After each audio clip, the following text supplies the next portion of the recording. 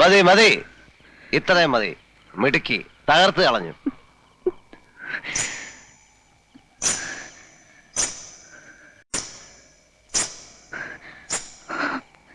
ജയിച്ചു അല്ലേ? അങ്ങനല്ലേ പാടുള്ളൂ. അതെ, വലിയ ആളല്ലേ നിങ്ങൾ. പേര് കേട്ട അച്ഛന്റെ പേര് കേട്ട മകൻ. ഞാനാരാ? നിസ്സാരയായ ഒരു പെണ്ണ്. പക്ഷെ ഒന്ന് മനസ്സിലാക്കുക, എന്റെ ഉള്ളിലുണ്ട് ചെറിയ ചില ജയങ്ങൾ ആഗ്രഹിക്കുന്ന ഒരു മനസ്സ്. അതിനെനിക്ക് തൃപ്തിപ്പെടുത്തിയേ പറ്റൂ. നിങ്ങളെപ്പോലെ രാഭാസന്റെ മുന്നിൽ ചിലങ്ക കെട്ടി ആടിയപ്പോ കളങ്കപ്പെട്ടത് ദൈവദത്തമായൊരു കലയാണ്.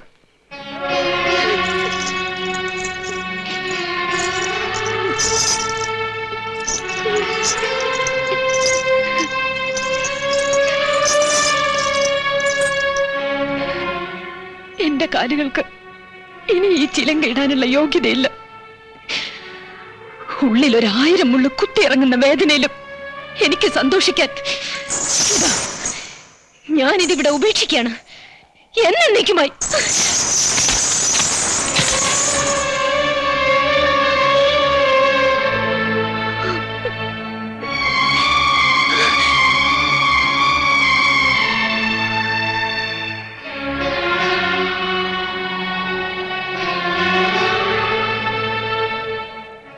എന്തിനായിരുന്നു നീല ഈ ഒരു ശാപം കൂടെ ഏറ്റുവാങ്ങിയത്? ആ കുട്ടിയുടെ കണ്ണീന്ന് ഒരു തുള്ളി ഇറ്റി വീഴുമ്പോ ഓർത്തോളൂ, അതൊരു പ്രളയത്തോളം പെരുകും. മംഗലശ്ശേരിയിലെ മേൽക്കൂരയ്ക്ക് ആകാശം മുട്ട ഉയരില്ല.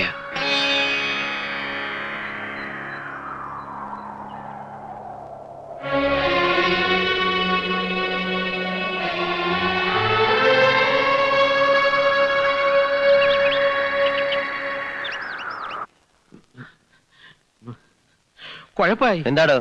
കല്ലൻ ചാക്ക് സിയെ ചെറിയാൻ പൊക്കി. ആരോ ഒറ്റിയതാ, മഫ്തിയിലാ വന്നേ. സർക്കിൾ ഓഫീസിലേക്കാ കൊണ്ടുപോയിരിക്കുന്നേ. ചെറിയാനല്ലെങ്കിലും നമ്മളോടത്ര സുഖത്തിലല്ലോ. നീ SI മധുനെ വിളി. തല്ലും ചവിട്ടും കിട്ടുമ്പോ അവനുള്ള സത്യം പറയില്ലേ? ഹലോ ഹലോ, പോലീസ് സ്റ്റേഷനല്ലേ? ഞാനാ നീലാണ്ടൻ, SI അല്ലേ? ഓഹോ, സബ് ജയില. ശരി, അങ്ങനെയാ. റിമാൻഡില്ല, സബ് ജയില്. അവിടം വരെ പോണം. വണ്ടി റെഡിയാക്ക്. അവൻ കുറ്റം ഏറ്റിരിക്കുക. ചതയ്ക്കാൻ ഇനി 1 ഇഞ്ച് സ്ഥലം ശരീരത്ത് ബാക്കിയില്ല മുതലാളി. ഈ തടി പോക്ക. ഇനി ഇതുകൊണ്ട് ജോലി എടുത്ത് കഴിയാവും തോന്നുന്നില്ല. എന്ത് സഹായത്തിനും ഞാൻ പുറത്തുണ്ട്, പേടിക്കണ്ട. എന്നങ്ങനെ ഒരു വാക്ക് പറഞ്ഞുകൊണ്ടായില്ലോ സാറേ. പിന്നെ വളച്ചു കെട്ടാതെ കാര്യം ഞാനങ്ങ് പറയാം. ഒരു തുക കൈ കിട്ടണം. പെണ്ണും പിള്ളേരും പട്ടിണിയായിരുന്നല്ലോ. എന്താ വേണ്ട? 5 ലക്ഷം. ഇതിലൊരു പേശൽ വേണ്ട. എന്റെ അളിയൻ വരും, തുക അവൻ്റെ കിട്ടണം. അതിനെന്തെങ്കിലും മാറ്റം വന്നാ ഉള്ള സത്യം കോടതിയിൽ തുറന്നു പറഞ്ഞ് ഞാൻ തടിയൂരി എടുക്കും. ഈ 5 എന്നൊക്കെ പറയുന്നത് മുതലാളിക്കൊരു തുകയാണോ? ഏറ്റു.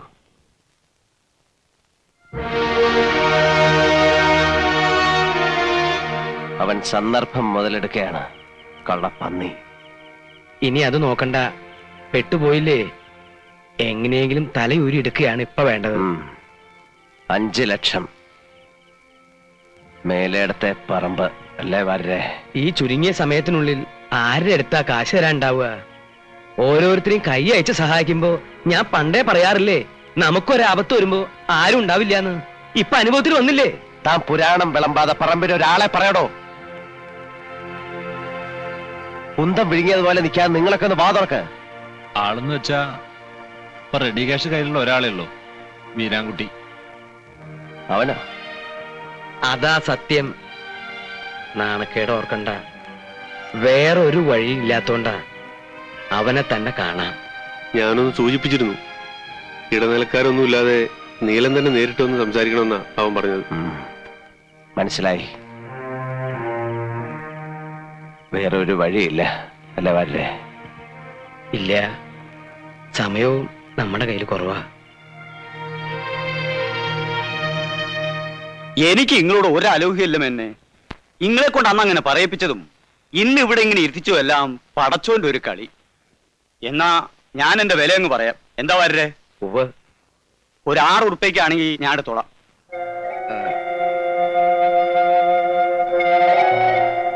വീരാൻകുട്ടി, അത് വല്ലാണ്ട് കുറവല്ലേ?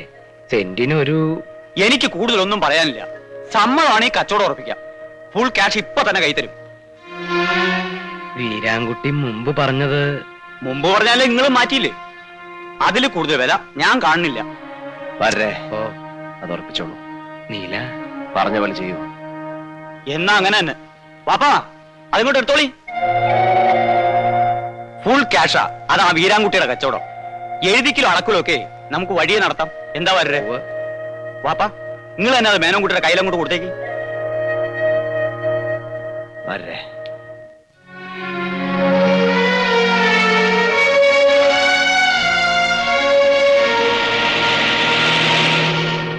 മേലയിടത്തെ പറമ്പ് കയ്യിൽ നിന്ന് പോയിന്ന് വെച്ചാ വരുമാനത്തിന്റെ 1/3 നഷ്ടപ്പെട്ടു എന്നാ.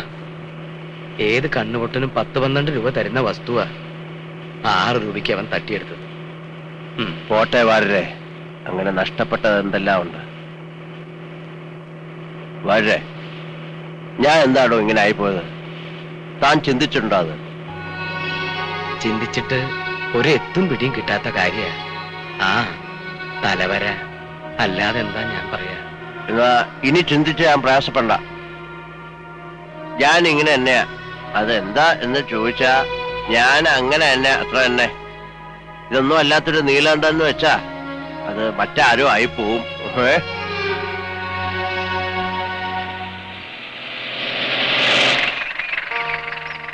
എങ്ങടാ മാഷേ? എങ്ങോട്ടും ഇല്ല. എന്നാ കേറാ. ഇല്ല, പോട്ടെ. അതെന്ത് പറച്ചില്ല മാഷേ? ഇങ്ങോട്ട് കയറൂന്നേ. വേണ്ട, എന്നെ വിട്ടേക്കൂ. ഇല്ല, തൽക്കാലം നിങ്ങളെ വിടാൻ ഉദ്ദേശിച്ചിട്ടില്ല. കേറിയില്ലേ നീലെണ്ണ പൊക്കിയെടുത്ത് ജീപ്പിലിടും. നല്ല കുട്ടിയായിട്ട് കേറിക്കേ.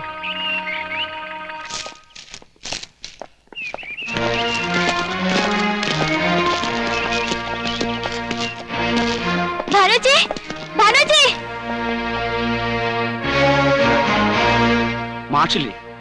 ആരാ? അർബൻ ബാങ്കിൽ നിന്നാ. Revenue recovery. കൊടുക്കാവുന്ന അവധിയെല്ലാം കഴിഞ്ഞു. ഇനി ജപ്തിയല്ലാതെ ഞങ്ങൾക്ക് വേറെ വഴിയില്ല. ഞങ്ങളോട് സഹകരിക്കണം. അത് അച്ഛനും കൂടി ഇവിടെ ഇല്ലാത്തപ്പോ... ഞങ്ങൾ അയച്ച രജിസ്റ്റർ നോട്ടീസ് അദ്ദേഹം കൈപ്പറ്റിയതല്ലേ? ആ നിലയ്ക്ക് കാക്കേണ്ട കാര്യമില്ല. നിൽക്കൂ, കുറച്ച് സമയം വെയിറ്റ് ചെയ്യണം. ഞങ്ങൾ ഇവിടെ ഇപ്പോ 2 പെൺകുട്ടികൾ മാത്രമേ ഉള്ളൂ. ഞാൻ അച്ഛനെ വിളിച്ചിട്ട് ഉടനെ വരാം. മോളെ ശാരദ, ചേച്ചി ഇപ്പോ വരാം. മാഷേ, അപ്പു മാഷേ,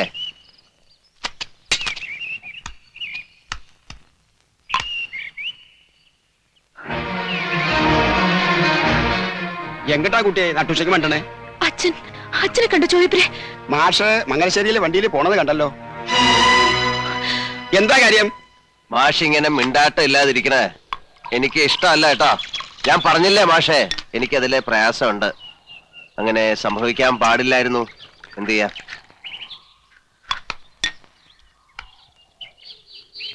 പിന്നെ മോളുടെ തീരുമാനം അത് മാറ്റിയെടുക്കാം. അങ്ങനെ ഒരു പിടിവാശിയുണ്ടോ? എന്താ തനിക്ക് മാത്രമേ വാശി പാടുള്ളൂ? അവളൊരു ഗതിയില്ലാത്തവന്റെ മോളായതുകൊണ്ട് നാണവും മാനവും പാടില്ലെന്നാ? എല്ലാം എല്ലാം എത്രയോ കാലമായിട്ട് ഞാൻ എന്റെ മോളെ കുറിച്ച് കണ്ട സ്വപ്നങ്ങൾ മുഴുവൻ ചവിട്ടി അരച്ച് കളഞ്ഞില്ലേ താൻ? എന്നിട്ട് തനിക്ക് എന്ത് കിട്ടിയടോ നീലകണ്ഠ? തന്റെ ധാർഷ്ട്യം അഴിച്ചു മാറ്റി ആ ചെലങ്കയിലെ ഓരോ മണികളും ആ കുട്ടി എത്രയോ വർഷത്തെ കണ്ണീര് കൊണ്ട് ഉരുക്കിയെടുത്തതാണെന്ന് തനിക്കറിയോ? അറിയില്ല. അറിയണമെങ്കിൽ ഇതിനകത്ത് 3 അക്ഷരമുള്ള ഒരു വസ്തു വേണം.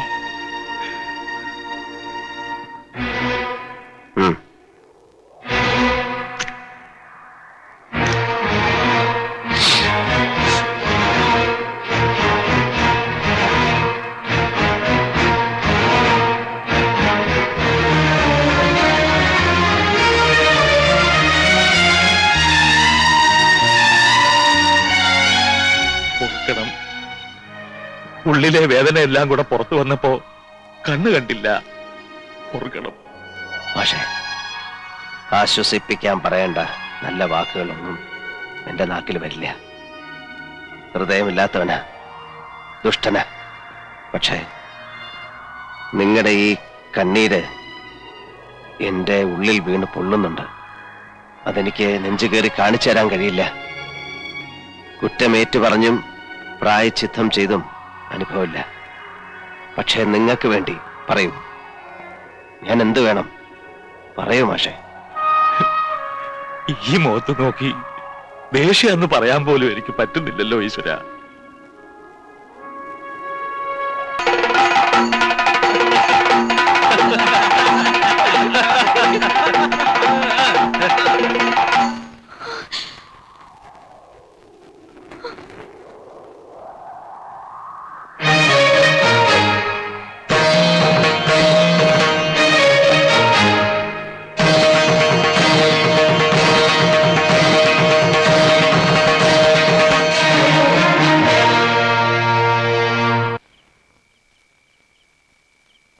ജപ്തി ചെയ്ത് ഇറക്കി വിടുക പറഞ്ഞാല് ഓരോരുത്തർ പറയണ കേട്ടിട്ടേ ഉള്ളൂ. ബന്ധത്തിൽപ്പെട്ട ഒരു കൂട്ടർക്ക് തന്നെ ആ ഗതി വന്നു ഓർക്കുമ്പോ. അപ്പുവേട്ടന്റെ ദുശീലം കൊണ്ട് തന്നെ പറ്റിയതല്ലേ, ആരെയും കുറ്റം പറഞ്ഞിട്ടൊന്നും കാര്യമില്ല. വാസുട്ടാ, ഉള്ളതിനനുസരിച്ച് ജീവിക്കാൻ പഠിക്കണ്ടേ? മനുഷ്യരായാല് ഡാൻസ് പഠിച്ചിട്ട് പേരെടുക്കാന്നൊക്കെ പറഞ്ഞാല് അത് അഷ്ടിക്ക് വകയില്ലാത്തവർക്ക് പറഞ്ഞതല്ല. പുരാണം പറഞ്ഞിരുന്നിട്ട് എന്താ, ഉറക്കം വരണം. വിരിച്ചിട്ടുണ്ട്, വാസുട്ടൻ കിടന്നോളൂ. നിങ്ങളുടെ അച്ഛൻ ഏത് പാതിരാക്കാ വരിക? വിവരമൊന്നും അറിയാണ്ട് എവിടെയെങ്കിലും കുടിച്ചു ബോധമില്ലാണ്ട് കിടക്കണുണ്ടാവും. ആ ചായപ്പില് പായും തലോണയും കാണും. അവിടെ കിടന്നോളൂ രണ്ടുപേരും. ഇറങ്ങിപ്പോയാലോ ഭാനുവച്ചി? ഈ കുത്തിയുള്ള വർത്താനം സഹിക്കുന്നില്ല. സഹിച്ചേ പറ്റുമോളെ, നമ്മൾ രണ്ട് പെൺകുട്ടികളായി പോയില്ലേ?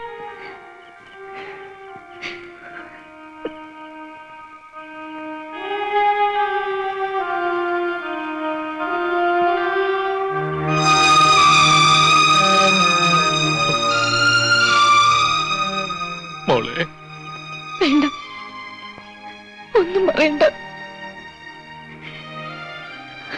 കുറെ കള്ളുടിയന്മാരുടെ നടുവില് സ്വബോധമില്ലാതെ ഒരു കോമാളിയെ എന്റെ അച്ഛനെ കണ്ടപ്പോ തൊലി ഉരിഞ്ഞു പോയി. നാണക്കേടുണ്ട്. എന്താ എന്റെ അച്ഛൻ ഇങ്ങനെയായി പോയത്? മോളെ ഞാൻ വേണ്ട, കരഞ്ഞ ആളുകളെ ഉണർത്തണ്ട. എന്തോ ഔദാര്യത്തിന്റെ പേരില് ചാരക്കുണ്ടില് നായ്ക്കളെ പോലെ കഴിയണം ഇവിടെ. രാത്രി ഇങ്ങനെ ഇറക്കി വിട്ട പോകാൻ ഇടമില്ല, ഓർത്തോളൂ.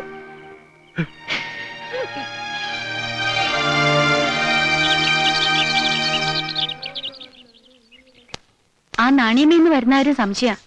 അത് കഴുകി കഴിഞ്ഞാ നീ ഇതൊന്ന് നനച്ചിട്ടേക്ക് ശാരദേ. ആ വേണ്ട ഭാനുവച്ചി, അവിടെ ഇട്ടേക്കൂ, ഞാൻ നനച്ചോളാം. സാരില്ലേ മോളെ.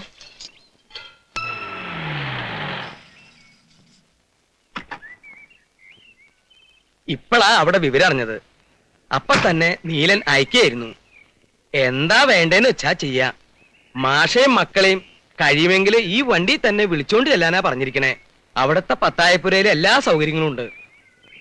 വേണ്ട, ഉപകാരം ചെയ്തില്ലെങ്കിലും ഉപദ്രവിക്കില്ല എന്ന് വെച്ചാ നിങ്ങൾ എവിടെയെങ്കിലും ഒതുങ്ങി കഴിഞ്ഞോളാന്ന് പറയൂ. നിർബന്ധിക്കാൻ വയ്യ. അങ്ങനെ പറഞ്ഞേൽപ്പിച്ചിട്ടുണ്ടെങ്കിലും ഇഷ്ടം പോലെ ചെയ്യൂ മോളെ. അങ്ങനെ വിളിക്കാലോ. തെമ്മാടിത്തം ഇത്രയേറെ കയ്യിലുണ്ട്. എന്നാലും നീല ഹൃദയമുള്ളവനാ. ആരെക്കാളും കൂടുതൽ ആ ഉള്ളു കണ്ട ഒരാളായതുകൊണ്ട് പറയാ. അയാൾക്ക് മനസ്താപണ്ടേ, പുറത്തു കാട്ടാൻ അറിയില്ല, അത്രേ ഉള്ളൂ. ഞാൻ ഇറങ്ങാം മാഷേ. മറിച്ച് തോന്നുന്നൊരു സമയം മടിക്കണ്ട. പടിപ്പര തുറന്ന് തന്നെ കിടക്കും.